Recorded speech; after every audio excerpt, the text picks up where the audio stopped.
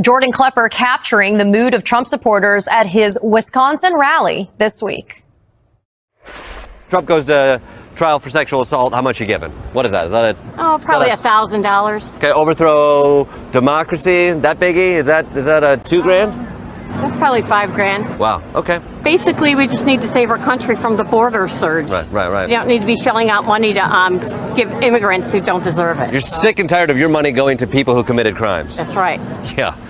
On January the 6th, Donald Trump is pursuing and articulating an agenda that is at odds with the conservative agenda that we governed on during our 4 years. And that's why I cannot in good conscience endorse Donald Trump. Let's have trial by combat. Oh, the land of the free. Now it is up to Congress to confront this egregious assault on our democracy. And after this, we're going to walk down, and I'll be there with you. We're going to walk down to the Capitol, and we're going to cheer on our brave senators and congressmen and women.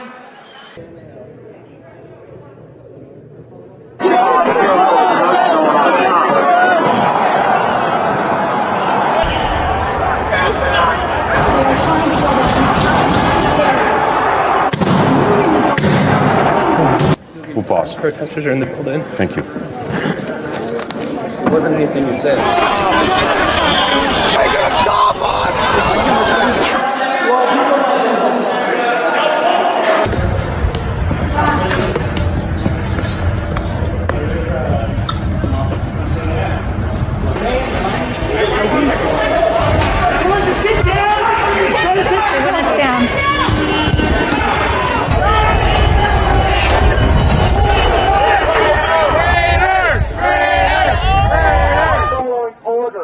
A lot of evil has been done under the name of just following orders.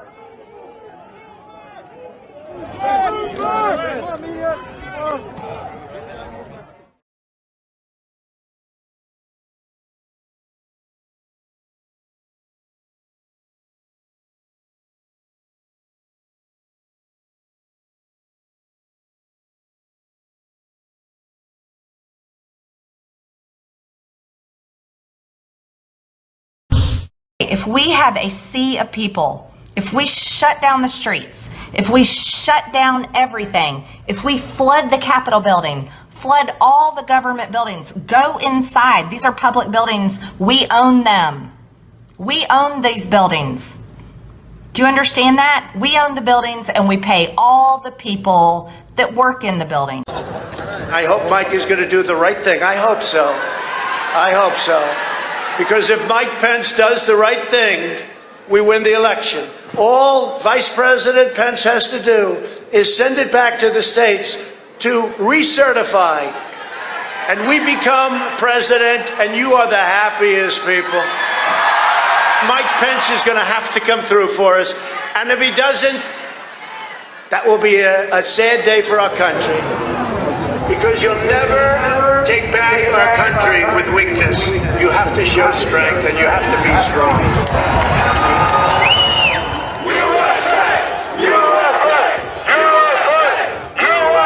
Cruiser 50, it does look like we're going to have an ad hoc march stepping off here.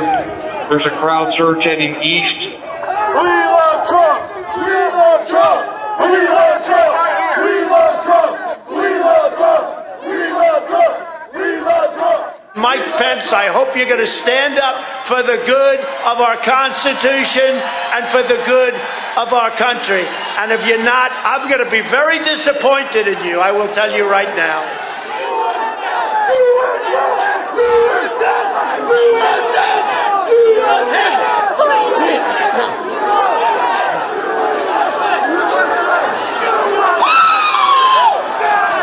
Get back, ladies! Get back, ladies!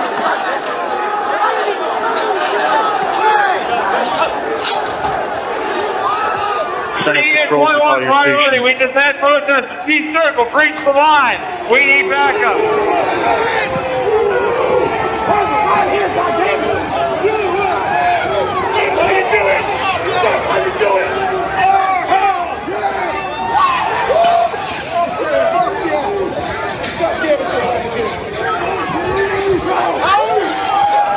Speaker, the Vice President, and the United States Senate.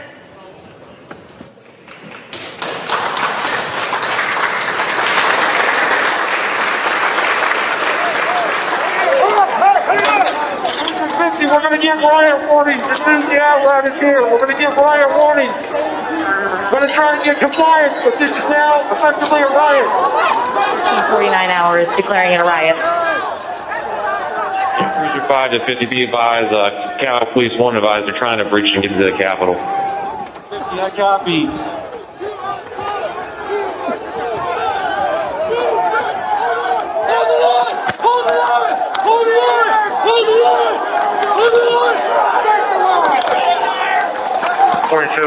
We're about 5 miles out. We're trying to make our way through all this.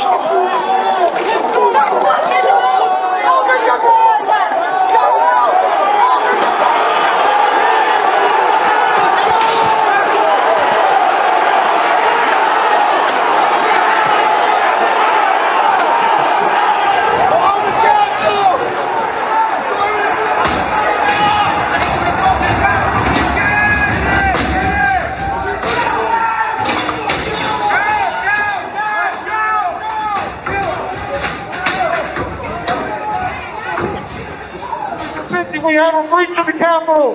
Breach of the Capitol to the upper level! Jack, be advised they're requesting additional resources on the east side as they've broken into that window and they're trying to kick it in.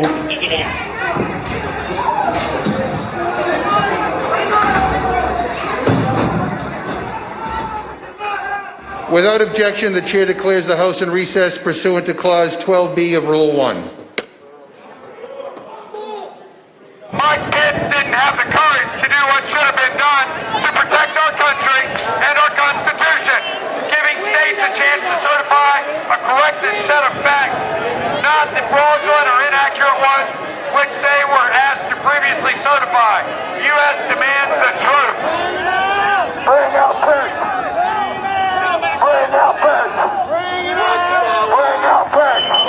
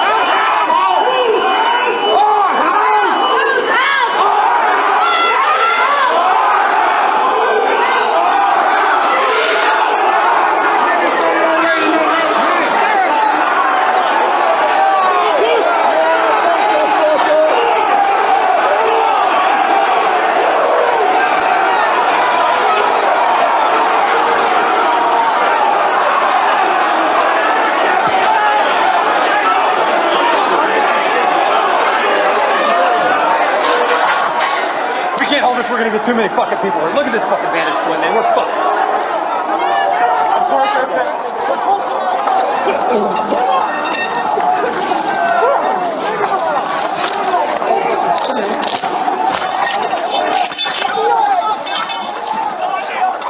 We need an area for the House members. They're all walking over now through the tunnels.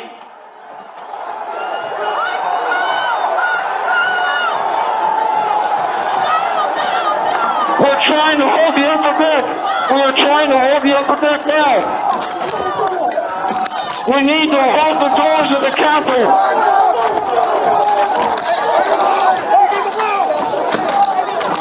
I need police support.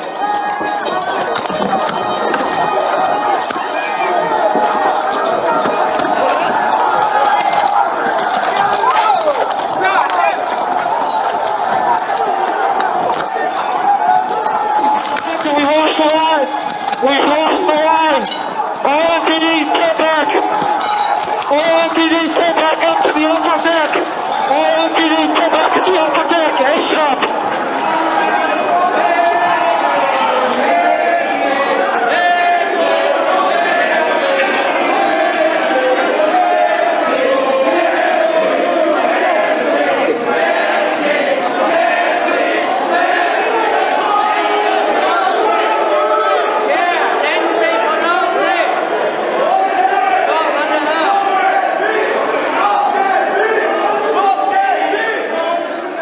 Cruiser 50, be advised that Capitol Police is going to start moving their resources inside.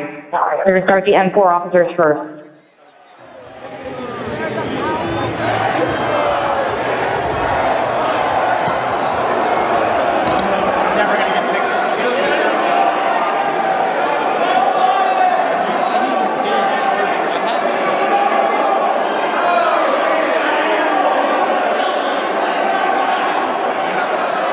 H208 with 4 members. The door's barricaded. There's people flooded the hallways outside. We have no way out.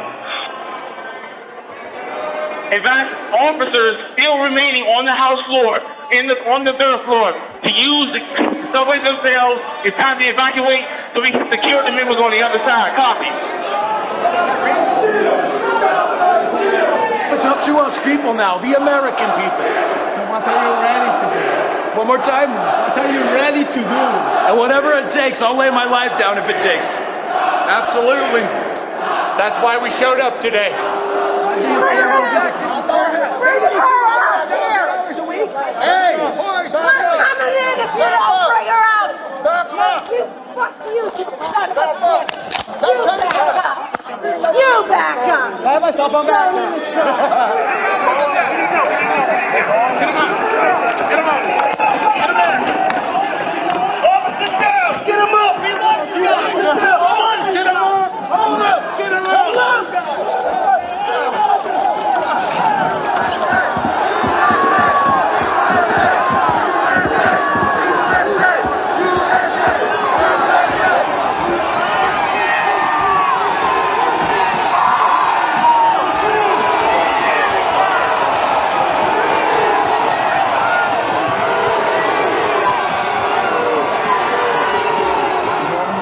Engaging to send to that West Carron store for backup.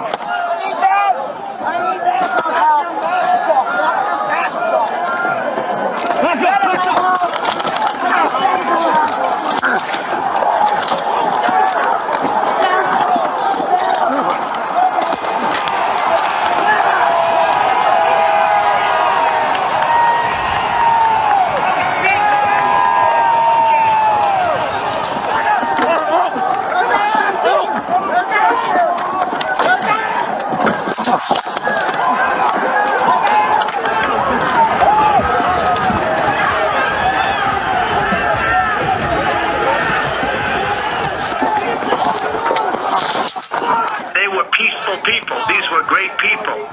The crowd was unbelievable, and I mentioned the word love. The love in the air. I've never seen anything like it.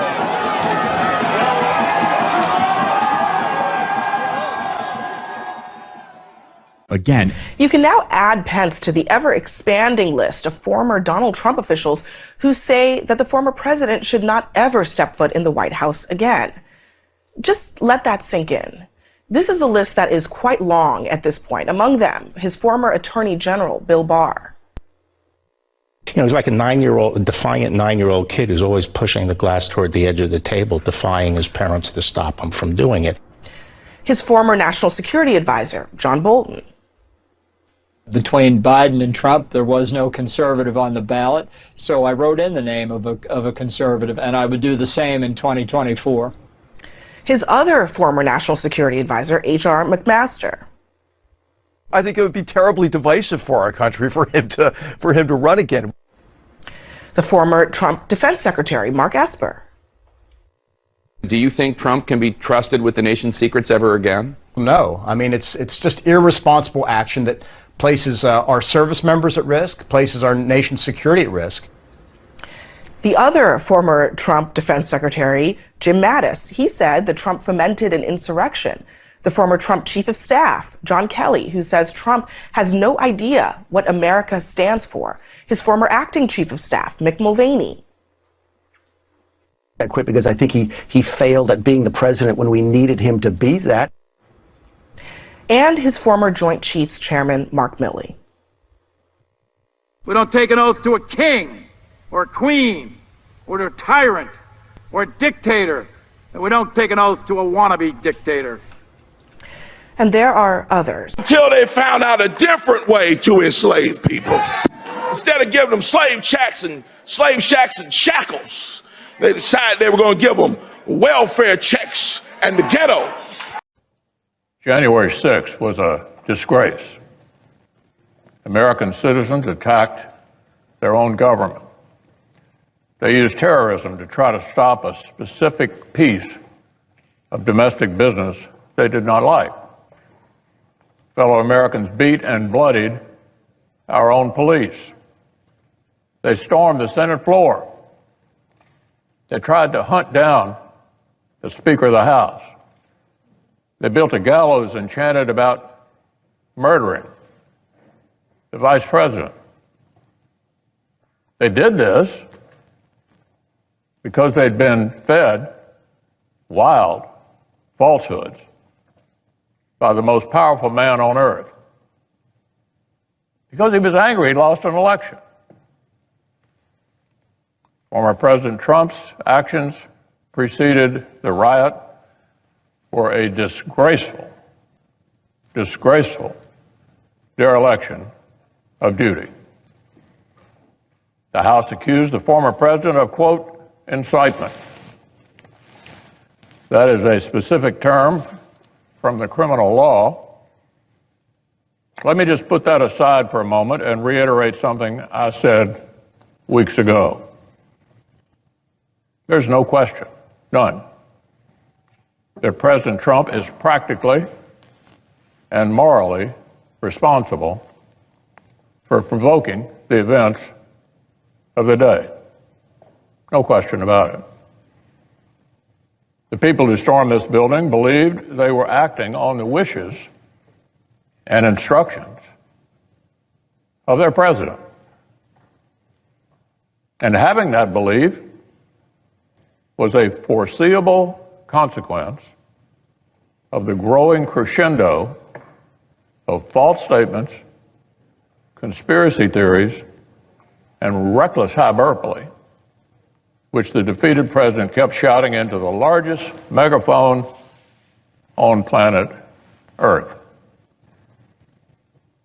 The issue is not only the president's intemperate language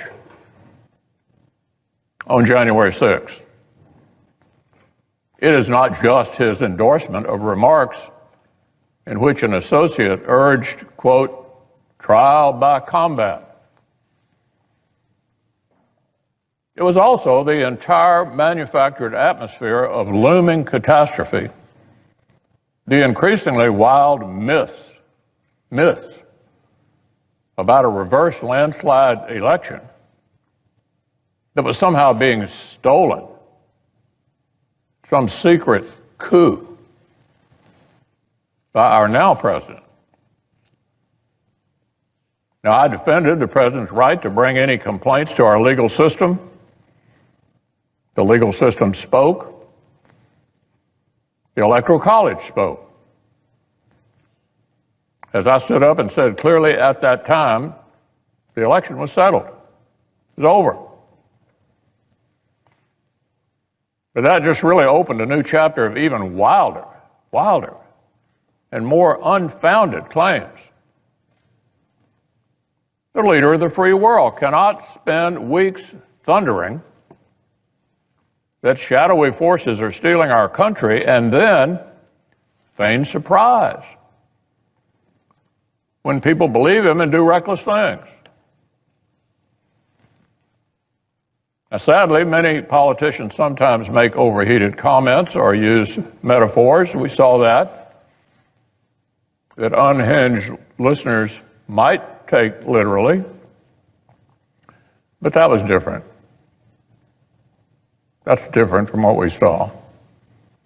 This was an intensifying crescendo of conspiracy theories orchestrated by an outgoing president who seemed determined to either overturn the voters' decision or else torch our institutions on the way out. The unconscionable behavior did not end when the violence actually began.